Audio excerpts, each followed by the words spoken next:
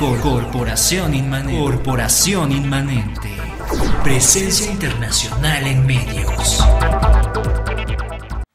Hola, ¿qué tal? ¿Cómo están? Muy buenos días. Estamos transmitiendo en vivo y en directo desde la ciudad de Puebla para todo el mundo. Suena ostentoso, pero es cierto, y es que lo estamos haciendo a través de la señal internacional de sabersinfin.com y corporacioninmanente.com.mx, presencia local en medios que a través de La Intensa, Cantares de México y A2 Radio, todos con terminación.com, hacen posible que esta señal llegue hasta usted. Don David Méndez está en los controles, Abel Pérez Rojas, el de la voz.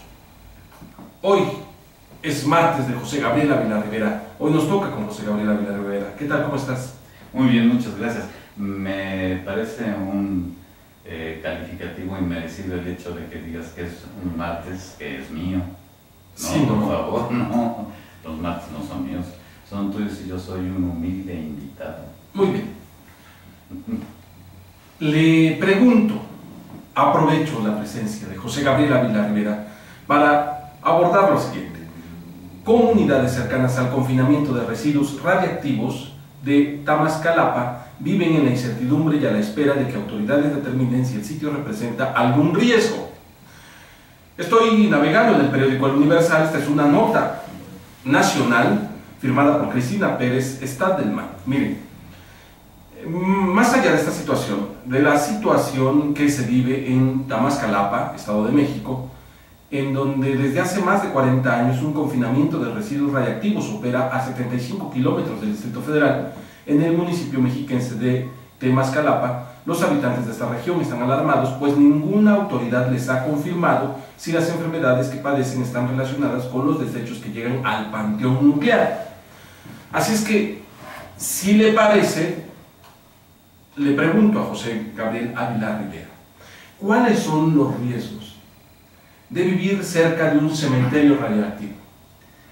Bueno, aquí el riesgo se tiene que medir en función de unos aparatos que se llaman medidores EGET.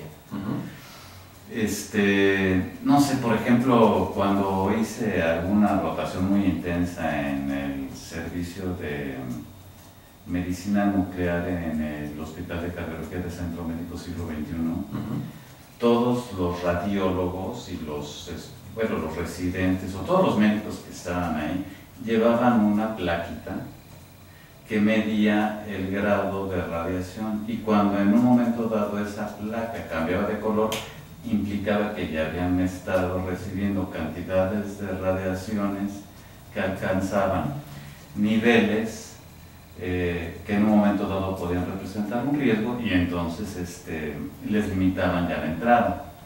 Pero fíjate que la cultura de nosotros, la cultura de nosotros como mexicanos, incluso me declaro culpable, es extraña, porque yo veía que luego los residentes entraban sin su plaquita, o sea, se caían en algunos aspectos de irresponsabilidad, y aquel que no tenía su placa era particularmente castigado, o sea, y si bien no eran castigos inquisitorios, nada más porque te aventaban unas 2 guardias de castigo, era suficiente como para aprender que siempre debías traer tu plaquita, ¿no?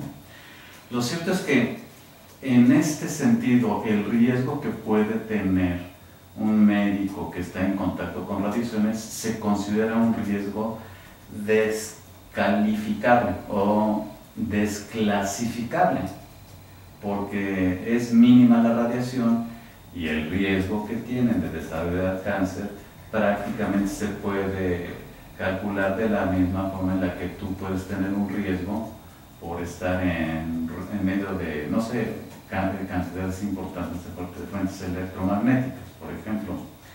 Pero luego vienen los residuos de baja actividad, que en un momento dado ya empiezan a plantear riesgos, aunque pueden tener un periodo de desactivación más o menos de unos 30 a 40 años. ¿De desactivación de qué? De la radiación, o sea, la radiación se va desactivando en un lapso de 30 años, más o menos.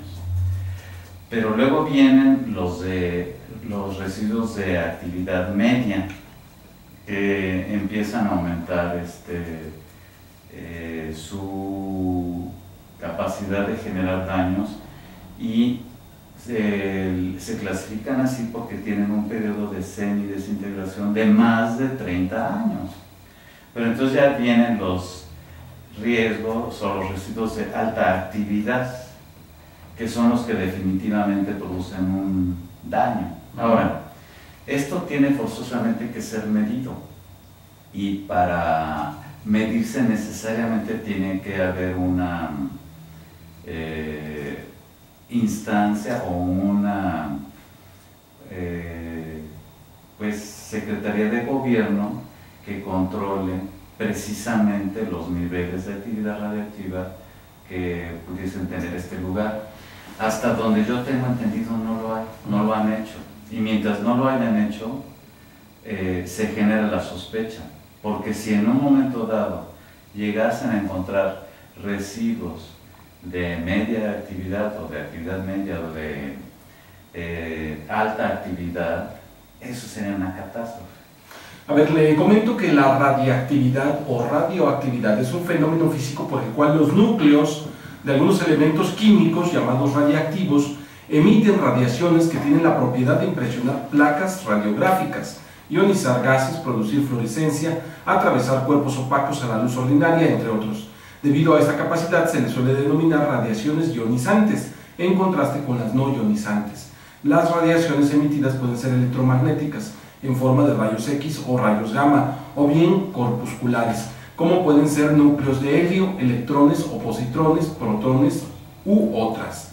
En resumen, es un fenómeno que ocurre en los núcleos de ciertos elementos inestables que son capaces de transformarse o de caer espontáneamente en núcleos atómicos de otros elementos más estables. De alguna manera, José Gabriel Ávila Rivera nos ha venido hablando de un contexto general, o sea, de qué es lo que va sucediendo. Usted recordará que hace unos días aquí en México hubo el robo de un cargamento con material radioactivo y se temió sobre la vida y la salud de las personas que trasladaron durante varios kilómetros este material sin protección alguna. Y a ello se suma que en nuestro país, a partir de esta nota, se ha revisado una serie de depósitos en territorio nacional y de las poblaciones que habitan cerca de estos lugares. A ello habría que agregarle los cementerios radioactivos que se habla, existen en la frontera entre México y los Estados Unidos, y que de alguna manera estamos hablando no solamente de la contaminación de las personas que están ahí de forma directa, sino a través de el agua, a través del contacto con animales que sí habitan cercanos a estos lugares, en fin. En este sentido, José Gabriel, ¿cómo una persona se puede contaminar de manera indirecta a través de consumir agua contaminada o tener contacto con animales que sí hayan estado habitando en un lugar específico? Te pregunto. El problema de las radiaciones es que no se ven, no se sienten, y no necesariamente tiene uno que consumir agua contaminada o no necesariamente tiene uno que ingerir carne contaminada. La simple convivencia o un acercamiento a una persona que tenga altos niveles de radiaciones, como por ejemplo aquellas personas a las que les ponen tratamientos tiroideos con yodo radioactivo, les limita el acercamiento a personas por la probabilidad de poder emitir radiaciones que simplemente con el contacto puedan afectar.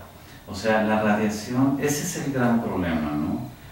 Hablamos de una contaminación invisible, de un altísimo riesgo, porque estos elementos inestables pueden alterar el proceso de reproducción celular y no solamente inducir mutaciones, sino que pueden generar potencialmente problemas cancerosos. A ver, José Gabriel, específicamente me interesa saber dos situaciones de esto que te preguntaba. Uno, el que una persona consuma agua contaminada por radiación debido a la contaminación de los mantos freáticos. Una. Y dos, que no obstante de no vivir relativamente cerca de un basurero radioactivo, por ejemplo, una persona tiene contacto, por decir algo, con ratas o con animales silvestres que han tenido o sí contacto cercano con radioactividad? Es difícil de medir. A final de cuentas, por hablar del tamaño de una rata y de la convivencia que se puede tener, una rata nunca va a convivir cerca de ti.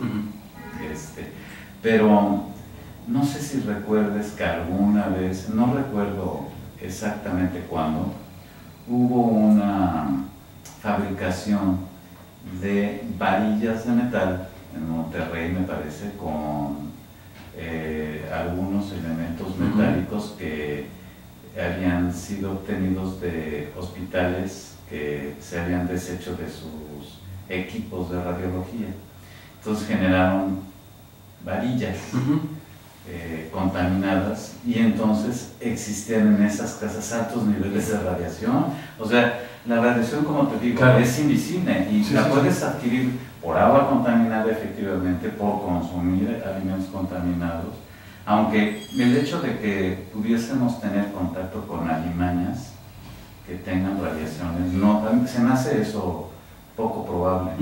A lo mejor las alimañas los políticos de alimañas, eso sí podrían ser. O sea, difícilmente vamos a tener entonces contacto con un animal contaminado. Eso yo... pero suponiendo, en el extremo caso, de que un animal de estos estuviera enfermo por radiación, ¿se puede transmitir por contacto? No, pero una rata, ¿qué área, qué perímetro puede tener de actividad como para que en un momento dado adquiera una radiación y esté cerca de una persona? O sea, el radio de actividad es mínimo. Yo pienso más en el riesgo que tú puedas tener estando en un área que esté potencialmente contaminada. Sí, contaminada. No. Es decir, eso es el caso más directo. Pero bueno, voy a otra situación. De estas personas que tuvieron contacto con material radioactivo. Altísimo riesgo. Okay. Pero ¿qué pasa con los familiares? Depende de la cantidad de radiación que tengan. Digamos, si se tiene un nivel alto, por ¿se puede transmitir? ¿Puede haber efectos? Por supuesto que sí. Vamos a ir a una pausa comercial brevísima de nuestros patrocinadores, por supuesto, hoy Farmacias Belén, es ahí en la 4 Poniente, 703, para los que viven en Puebla, teléfono 232-5140. ¿Dónde te podemos consultar, José Gabriel? ¿Dónde puedo agendar una cita? Ahí mismo, al 232-5140, con todo gusto. 232-5140, puede usted marcar y pedir una cita si desea un médico de confianza que le revise, que le dé atención médica. Aquí está José Gabriel. Muchas gracias. Vamos a una pausa y regresamos. Corporación Inmanente.